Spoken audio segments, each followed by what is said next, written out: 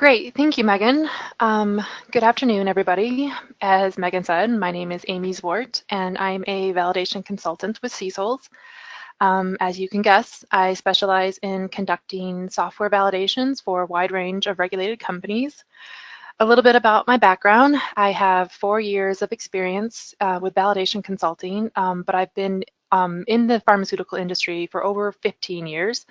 I've worked in a wide range of fields, including R&D, manufacturing, formulation, analytical testing, QA, and I've also been on the clinical side of things.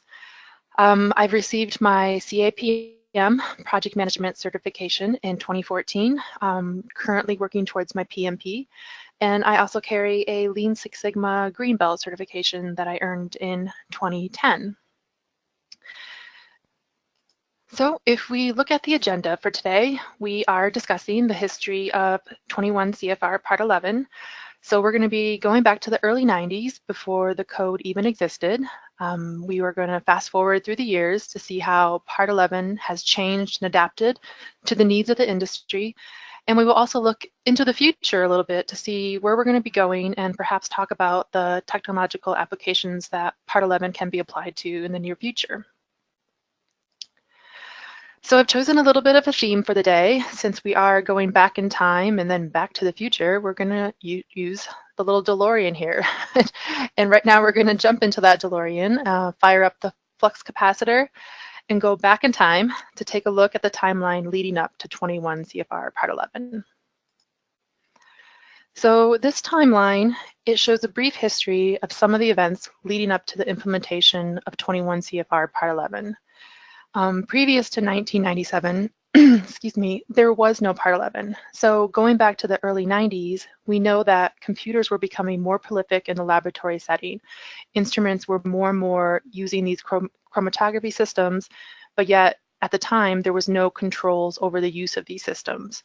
A famous case that I had actually studied way back in a validation course was occurred in the late 80s, and this was about a computerized radiation therapy device. It was called the Therac 25, and I don't know if anyone's ever heard of that. But over the course of 18 months between 1985 and 1987, 6 people were actually accidentally overdosed with radiation due to a software glitch. And it just so happened, unfortunately, that these 6 people died from this error, and they died quickly. So we were starting to see safety critical software systems that could not only directly impact the health of a patient, but also in this case, the life of a patient. So with this knowledge of how important these systems were becoming, it was the pharmaceutical industry that actually requested some guidance in the early 90s because computer systems were being so widely used. There was also a desire at this time to reduce or eliminate paper-based records, and electronic signatures were also starting to roll out. So because of these reasons, the industry looked to the FDA. For some of you that can remember to the time of the fabulous 90s, just some fun facts here about the other advances that were being made. This was also the era of NASA's Pathfinder rover arriving at Mars. IBM's Deep Blue, which was the chess playing computer, actually defeated the chess champion Garry Kasparov. And scientists in Scotland revealed that they had performed the first successful cloning of a mammal, and that was the sheep Dolly. So if we take a look back at the early years of Part 11, even when the rule came out, there was still many questions that the industry had, and there was no guidance to implement the rule. Companies were wondering which areas of their business practice that Part 11 had to be applied to. Does this only matter for computer systems in productions, or does this only matter for computer systems in R&D? They were wondering which lab instruments were in scope of the regulation. Did this apply to secondary systems, such as word processing tools or fax machines? There were also questions around the use of audit trails. They were wondering what timeline did they have for implementing the requirements? How many years do we have to be compliant? And this whole software validation thing, since it was new, they were wondering, how do we do that? What are the rules about validating? And a big issue that the industry had at that time was the concern and budget revolving around the Y2K remediation. So we all know in 1999, there was the big scare when the clock was supposed to be rolling over from 99 to 00. Companies were more concerned with their instruments recognizing the correct dates than they were wondering how to remediate this issue. So some of the pushback that we were seeing here was that they couldn't deal with the 21 CFR Part 11 implementation until Y2K had passed. But as we all know, the year 2000 hits and Y2K came and went and the world didn't end. So because now we're 3 years after Part 11 was implemented in 1997, the industry found that their budgets for Y2K were not only not used up, but they had the time and the funding to focus on meeting the Part 11 requirement. So now if we take a look back at what a day in the life of a laboratory analyst might have been back in the early years, to keep the work flowing on a computer system in the lab, it was very common to have multiple people or perhaps even the whole lab using the same generic credentials. In fact, they did this all the time. I mean, silly passwords were being used like lab1 or even just password. But at this time, there was no penalty for sharing credentials. But let's give a scenario and say like Bob starts the run for samples prepped by Joe, and there's an issue. Who's to blame, or more importantly, who's going to be held accountable for this? Another good example that goes along with this scenario is of an early clinical pathology system that didn't allow for more than one account. At first, the lab decided that they were only going to assign one person to the system. But as you can imagine, having one person log every analyst in and out can be kind of burdensome.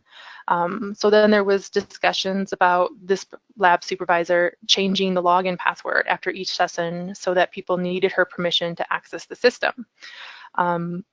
And other ideas that were thrown around included even moving this system to a physically locked room for which only the lab supervisor had the key, which meant that people needed her to escort them to work on the system.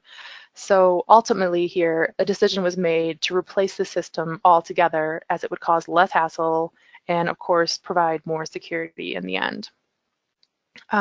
Moving on.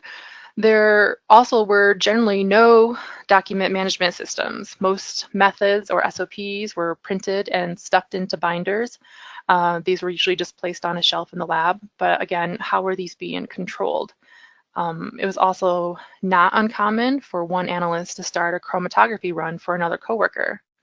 And back then, there were some applications that would not recognize the virus protection software of the day, and while a run was performing, it would shut down. So this was a feature that was commonly disabled to ensure that a run would not be impacted.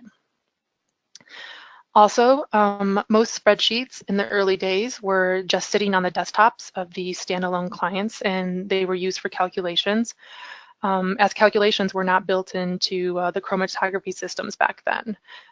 But what about human error? Is if a number was inputted into Excel incorrectly, would it then be transcribed incorrectly?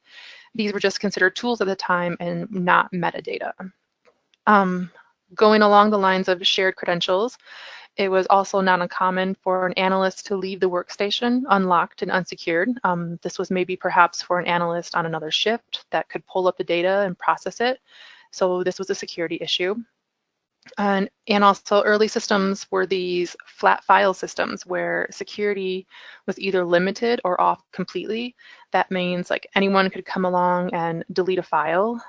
There were no security measures about what role had access to data folders. You would never know who did it. You would never know even if it happened. And there were no secure databases as most data was stored locally. Another thing at the time is we saw because vendors were new to the world of working with Part 11 as well, we saw poor vendor enhancements. One instance is of a software program where the initial release actually included the user's password at the bottom of the bottom corner of the screen where it was visible to anybody. They did this as a feature so that users wouldn't write their passwords down on pieces of paper. When this was explained that it was not the best idea, they were asked to fix it. So in their next release, they were excited to show us that the passwords were gone from the screen, but instead they had created an Excel file that contained all the usernames and passwords that was actually stored locally on the machine. And so to add to the security of the name of the file was actually password spelled backwards. So we saw early on these not so secure or not so compliant systems. But on the other side of this, we saw that sometimes in the early years when vendors were attempting to make changes to become Part 11 compliant, we saw them swinging the pendulum completely in the opposite direction. There was an instance where an audit trail feature was set up to capture every single keystroke, which we all know is complete overkill. So it really was about striking that balance and becoming more savvy about what is truly needed